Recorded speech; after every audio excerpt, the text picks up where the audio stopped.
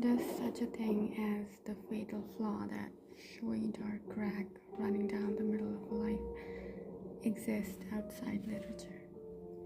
I used to think it didn't. Now I think it does.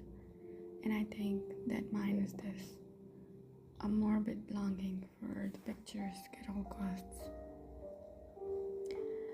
My name is Richard Papin. I'm 28 years old and I had never seen New England or Hamden College until I was 19. I'm a Californian by birth and also have recently discovered by nature. The last is something I admit only now after the fact, not that it matters. I grew up in Plano, a small Silicon village in the north. No sisters, no brothers. My father ran a gas station, my mother stayed at home until I got older and times got tighter and she went to work, answering phones in the office of one of the big chip factories outside San Jose. Plano, the word conjures up drive-ins, strat homes, waves of heat rising from the blacktop.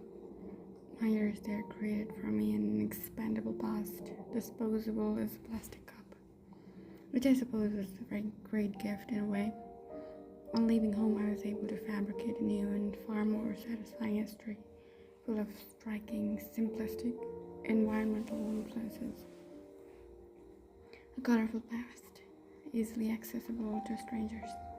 The dazzle of this fictive childhood full of swimming pools and orange groves and dissolute charming shoeless parents has all but eclipsed the drab original. In fact, when I think about my real childhood, I'm unable to recall much about it at all, except a sad jumble of objects. The sneakers I wore year-round, coloring books and comics from the supermarket, little of interest, less of beauty.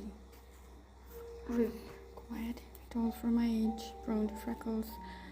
I didn't have many friends, but whether this was due to choice or circumstance, I do not now know. I did well in school, it seems, but not exceptionally well. I like to read Tom Swift, the Tolkien books, but also to watch television. The Wonderful World of Disney on Sunday nights.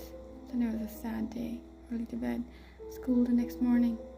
I was constantly worried my homework was wrong, but as I watched the fireworks go off in the night sky or the floodlit castles of Disneyland, I was consumed by a more general sense of dread,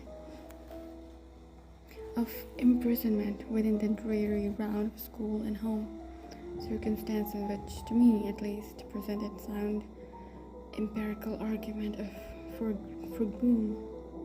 My father was mean and our house ugly, and my mother didn't pay much attention to me. My clothes were cheap and my haircut too short, and no one at school seemed to like me that much. And since all this had been true for as long as I could remember, I felt things would doubtless continue in this depressing vein as far as I could foresee. In short, I felt my existence sustained it in some subtle but essential way. I suppose it's not odd then that I have trouble reconciling my life to those of my friends, or at least to their lives as I perceive them to be. Charles and Camilla are orphans. How I longed to be an orphan when I was a child. Reared by grandmothers and great aunts in a house in Virginia, a childhood I like to think about with horses and rivers and sweet gum trees. And Francis, his mother when she had him, was only 17, a thin-blooded, capricious girl with red hair and rich daddy, who ran up with the drummer for Rats band, Wayne, and his musical swings. She was home in 3 weeks and the marriage was annulled in 6. And as Francis is fond of saying, the grandparents brought them up like brother and sister. Him and his mother brought them up in such a magnanimous style that even the gossips were impressed. English nannies in private schools, summers in Switzerland, winters in France. Consider him a bluff old bunny if you would. Not a childhood of reefer coats and dancing lessons any more than mine was, but an American childhood. Son of a Clemson football star turned banker. 4 brothers, no sisters, in a big noisy house in the suburbs with sailboats and tennis rackets and golden retrievers. Summers at Cape Cod, boarding schools near Boston, and tailgate picnics during football season, and upbringing widely present in Bunny in every respect, from the way he shook your hand to the way he told a joke. I do not know. I do not now, nor did I ever have anything in common with any of them. Nothing except a knowledge of Greek and the year of my life I spent in their company. And if love is a thing held in common, I suppose we had that in common too, though I realize that might sound odd in light of the story I'm about to tell. How to begin? After high school, I went to a small college in my hometown. My parents were opposed as it had been made very plain that I was expected to help my father run his business, one of the many reasons I was in such an agony to escape. And during my 2 years there, I studied ancient Greek. This was due to no love for the language, but because I was majoring in pre-med, money, you see, was the only way to improve my fortunes. Doctors make a lot of money. And my counselor had suggested I take a language to fulfill the humanities requirement, and since the Greek classes happened to meet in the afternoon, I took Greek so I could sleep late on Mondays.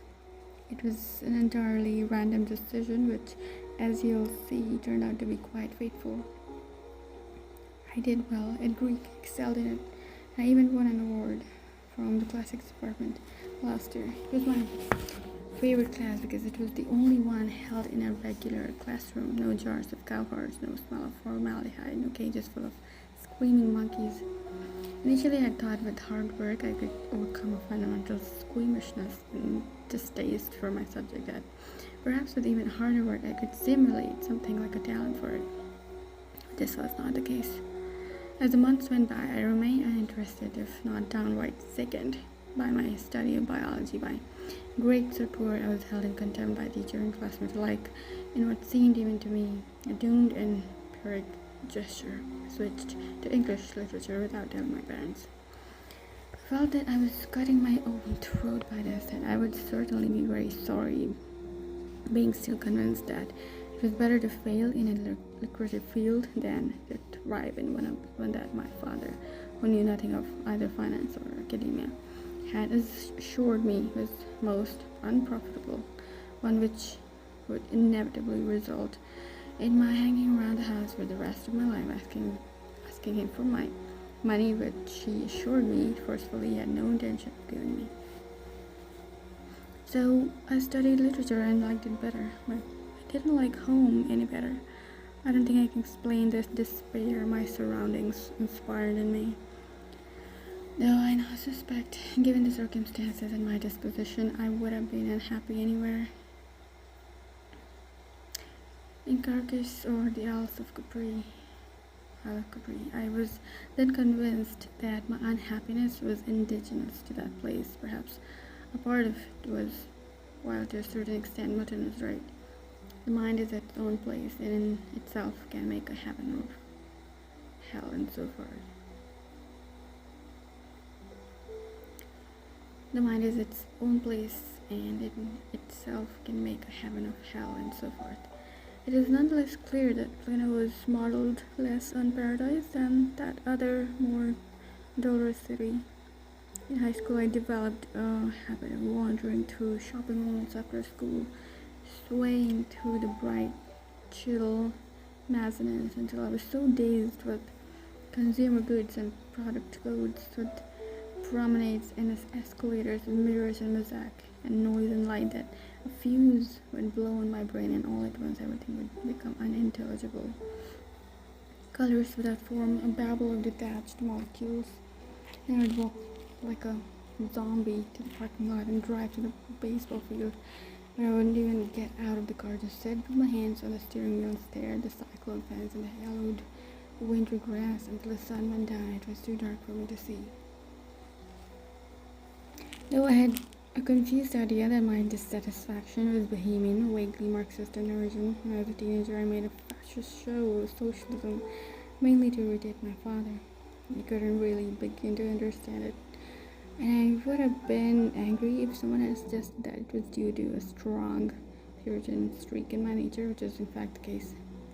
Not long ago, I found this passage in an old notebook written when I was 18 or so.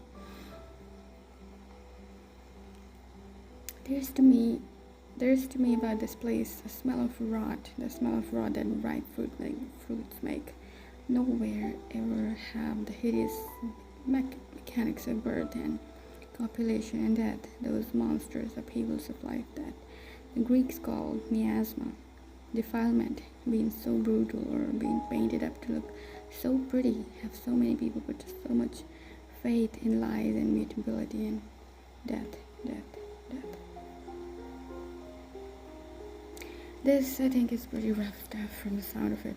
Had I stayed in California, I might have ended up in a cult or, at the very least, practicing some weird dietary restriction.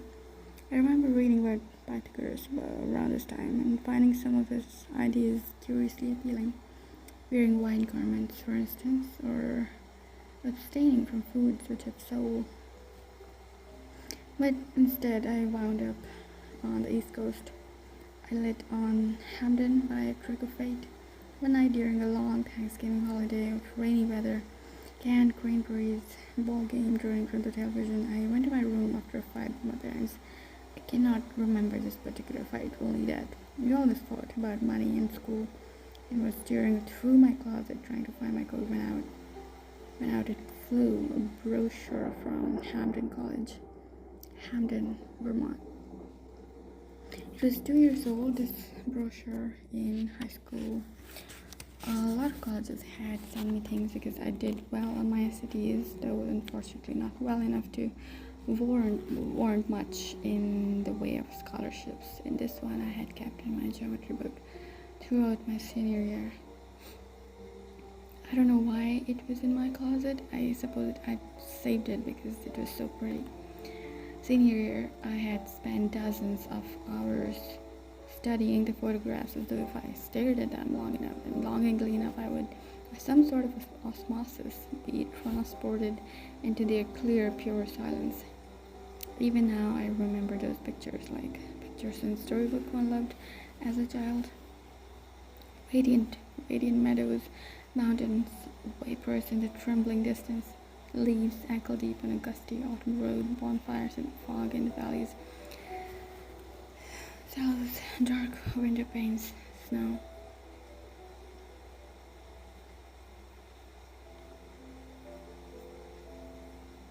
Hamden College, Hamden, Vermont, established 1895. This alone was a fact.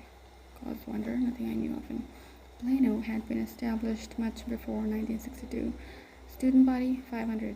Co-ed, progressive, specialized in the liberal arts, highly selective. Hamden, in providing a well-rounded course of study in the humanities, seeks not only to give students a rigorous background in the chosen field, but insight into all the discipline of Western art, civilization, and thought. In doing so, we hope to provide the individual not only with facts, but with the raw materials of wisdom. Hamden College, Hamden, Vermont. Even the name had an austere Anglican cadence to my ear, at least, which yearned hopelessly for England and was dead to the sweet dark rhythms of the little mission towns. For a long time I looked at the picture, the building they called Commons. It was suffused with a weak academic light, different from Plano, different from anything I'd ever known, a light that made me think of long hours and dusty libraries and old books and silence. My mother knocked on the door, said my name. I didn't answer. I drew the information form in the back of the brochure and started to fill it in. Name: John Richard Raven, address 4487 Mimosa Court, Plano, California. Would you like to receive information on financial aid? Yes, and I mailed it the following morning. The months subsequent were an endless, dreary battle of paperwork full of stalemates fought in trenches. My father refused to complete the financial aid papers. Finally, in desperation, I stole the tax returns from the glove compartment of his Toyota and did them myself. More waiting, then a note from the dean of admission. An interview was required, and when could I fly to Vermont? I could not afford to fly to Vermont, and I wrote and told him so. Another wait, another letter. The college would reimburse me for my travel expenses if their scholarship offer was accepted. Meanwhile, the financial aid packet had come in. My family's contribution was more than my father said he could afford, and he would not pay. This sort of guerrilla warfare dragged on for 8 months. Even today, I do not fully understand the chain of events that brought me to Hamden. Sympathetic professors wrote letters. Exceptions of various sorts were made in my case in less than a year. After I had sat down on the gold shag carpet of my little room in Plain and impulsively filled out the questionnaire, I was getting on the bus in Hamden with 2 suitcases and $50 in my pocket.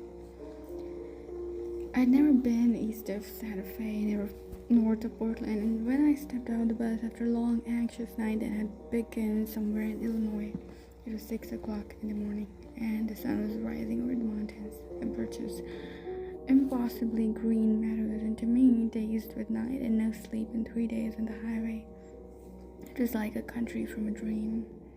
Dormitories or even dorms, or at any rate, not like the dorms I knew, with cinder block walls and depressing yellowish lights. Clapboard houses with green shutters set back from the commons and grove of maple and ash. All the same, it never occurred to me that my particular room, whatever it might be, would be anything but ugly and disappointing, and it was with something of a shock that I saw it for the first time. A white room with big north-facing windows, monkish and bare, with scarred oak floors and a ceiling slanted like a garage. My first night there, I sat on the bed during the twilight while the walls went slowly from gray to gold to black, listening to a soprano's voice climb dizzily up and down somewhere at the other end of the hall until at last the light was completely gone. And the faraway soprano spiraled on and on in the darkness like some angel of death. And I can't remember the air ever seeming as high and cold and rarefied as it was that night, or even feeling farther away from the low slung lines of dusty Plano. Those first days before classes started, I spent alone in my whitewashed room in the bright meadows of Hamden. And I was happy in those first days, really had never been before. Roaming like a sleepwalker, stunned and drunk with beauty, a group of wretched girls playing soccer, pontos flying their shouts and laughter, carrying faintly over the velvety twilight field. Trees creaking with the apples, fallen apples, red on the grass beneath, the heavy sweet smell of apples rotting on the ground, the steady thrumming of wasps around them. Commons clock tower, ivory brick, white spire, spellbound in the hazy distance. The shock of first seeing a birch tree at night, rising up in the dark, as cool and slim as a ghost, the night bigger than imagining, black and gusty and enormous, disordered and wild with stars. I was planning to sign up for Greek again, as it was the only language at which I was at all proficient. But when I told this to the academic counselor to whom I had been assigned, a French teacher named Georges Lafroche, with olive skin, pinched, long nostriled nose like a turtle's, he only smiled and pressed the tips of his fingers together. I'm afraid there may be a problem, he said in accented English. Why? There's only one teacher of ancient Greek here, and he is very particular about his students. I've studied Greek for 2 years. That probably will not make any difference. Besides, if you are going to major in English literature, you'll need a modern language. There's still space left in my elementary French class, and some room left in German and Italian. The Spanish, he consulted his list.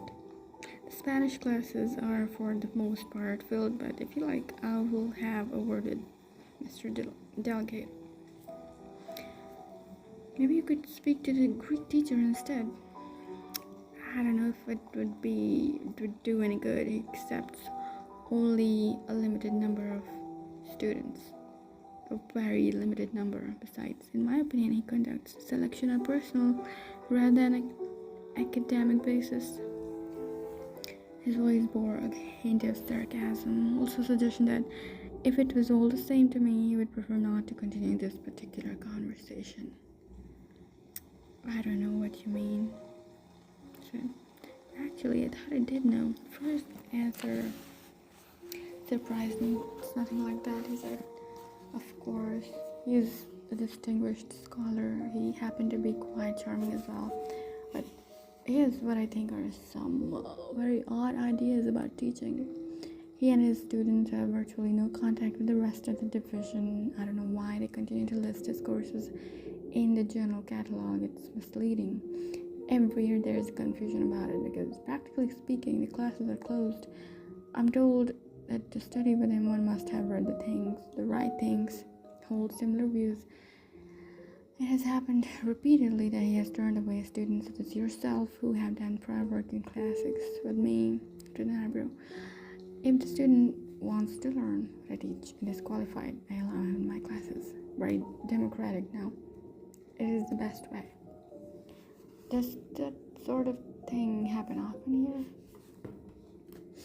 Of course, there are difficult teachers at every school, and plenty, to my surprise, he lowered his voice, and plenty here who are far more difficult than him, though I must ask that you do not quote me on that.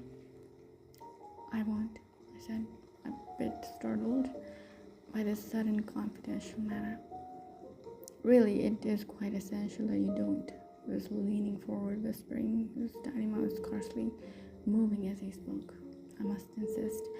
Perhaps you're not aware of this, but I have several formidable enemies in the literature division, even though you may scarcely believe it.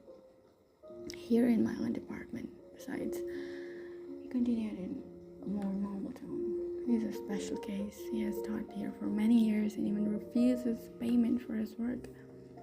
Why? He is a wealthy man. He donates his salary to the college, though he accepts, I think, $1 a year for tax purposes. I said, even though I had been at Hamden only a few days, I was already accustomed to the official accounts of financial hardship, of limited endowment, of corner-skirt. Now me, I like to teach well enough, but I have a wife and a daughter in school in France. The money comes in handy, yes.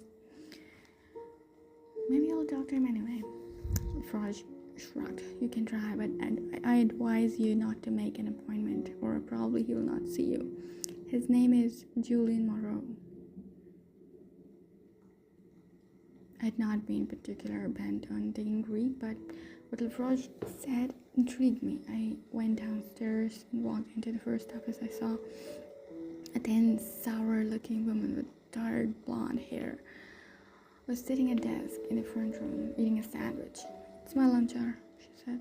Come back at 2. I'm sorry, I'm just looking for a teacher's office. Well, I'm the registrar, not the switchboard. I might know. Who is it? Julian Moreau. Oh, him, she said, surprised. What do you want with him? He's upstairs, I think, in the Lyceum.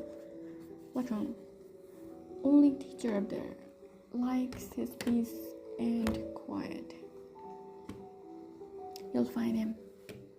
Actually, finding the Lyceum wasn't easy at all. It was a small building on the edge of campus, old and covered with ivy in such a manner as to be almost indistinguishable from its landscape. Downstairs were lecture halls and classrooms, all of them empty, with clean blackboards and freshly waxed floors.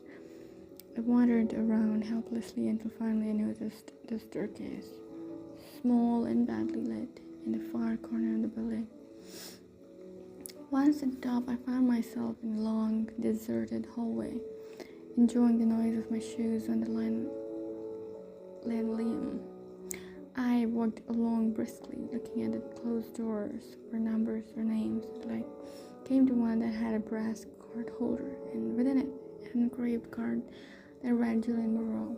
I stood there for a moment, and then I knocked 3 short raps.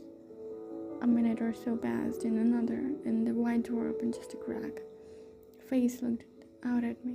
It was a small boy's face, as alert and poised as a question, though certain features of it were were suggestive youth, the elfin upsweep of the eyebrows, the deft lines of nose and jaws and mouth. It was by no means a young face, and the hair was snow white.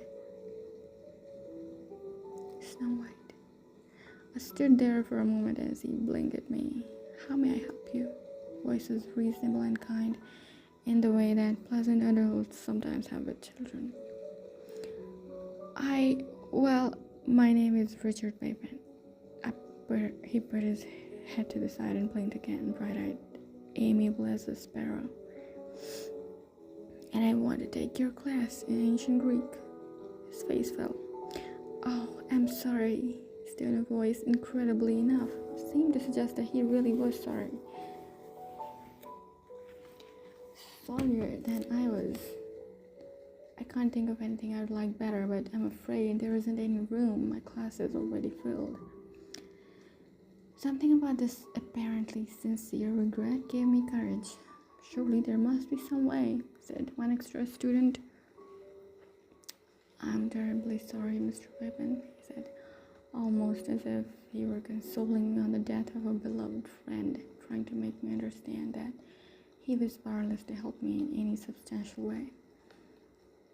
"But I have limited myself to 5 students, and I cannot even think of adding another." 5 students is not very many. He shook his head quickly, eyes shut, as if entreaty were more than he could bear. "Really, I would love to have you, but I mustn't even consider it," he said. "I'm terribly sorry. Please excuse me now. I have a student with me." More than a week went by. I started my classes and got a job with a professor of psychology named Dr. Roland. I was to assist him in some vague research, the nature of which I never discovered. He was an old, dazed, disordered-looking fellow, a behavioralist, who spent most of his time loitering in the teacher's lounge. I made some friends, most of them freshmen who lived in my house. Friends is perhaps an inaccurate word to use. We ate our meals together, saw each other coming and going, but mainly were thrown together by the fact that none of us knew anybody, a situation which at times did not seem necessarily unpleasant. Among the people I had met who had been at Hampton a while, I said what the story was with Julian Moreau. Nearly everyone had heard of him, and I was given all sorts of contradictory but fascinating information. That he was a brilliant man, that he was a fraud, that he had no college degree, that he had been a great intellectual in the 40s and a friend to Ezra Pound and T.S. Eliot, that his family money had come from a partnership in a white shoe banking firm, or conversely from the purchase of foreclosed property during the Depression, that he had dodged the draft in some war, though chronologically this is difficult to compute. He had ties with the Vatican and the deposed royal family in the Middle East, Franco, Spain. The degree of truth in any of this was of course unknowable, but the more I heard about him, the more interested I became, and I began to watch for him and his little group of pupils around campus, 4 boys and a girl. They were nothing so unusual at a distance. At close range, though, they were an arresting party, at least to me. I'd never seen anything like them, and to whom they suggested a variety of picturesque and fictive qualities. 2 of the boys wore glasses, curiously enough the same kind, tiny, old-fashioned, with round steel rims. The larger of the 2, and he was quite large, well over 6 feet, was dark-haired with square jaw and coarse, pale skin. Might have been handsome had his features been less set, or his eyes behind the glasses less expressionless and blank. He wore dark English suits and carried an umbrella, a bizarre sight in Hampton, and he walked stiffly through the throngs of hippies and beatniks and preppies and punks with the self-conscious formality of an old ballerina, surprising in one so large as he. "Henry Winter," said my friends, and I pointed him out at a distance, making a wide circle to avoid a group of bongo players on the lawn. The smaller of the 2, but not by much, was a sloppy blonde boy, rosy-cheeked and gum-chewing, with a relentlessly cheery demeanor and his fist thrust deep in the pockets of his knee-sprung trousers. He wore the same jacket every day, shapeless brown tweed that was frayed at the elbows and short in the sleeves, and his sandy hair was parted on the left, so long, forelock fell over one bespectacled eye. Bunny Corcoran was his name, Bunny being somehow short for Edmund. His voice was loud and honking and carried in the dining halls. The third boy was the most exotic, it was said, angular and elegant. He was precariously thin with nervous hands and a shrewd albino face and a short firing mouth of the reddest hair I'd ever seen. I thought erroneously that he dressed like Alfred Douglas or Compton Montesquieu. Beautiful starched shirts with French cuffs, magnificent neckties, a black greatcoat that billowed behind him as he walked and made him look like a cross between a student prince and Jack the Ripper. Once, to my delight, I even saw him wearing pince. But later I discovered that they weren't really, but only had glass in them, and that his eyes were a good deal sharper than my own. Francis Everett was his name. Further inquiries elicited suspicion from male acquaintances who wondered at my interest in such a person.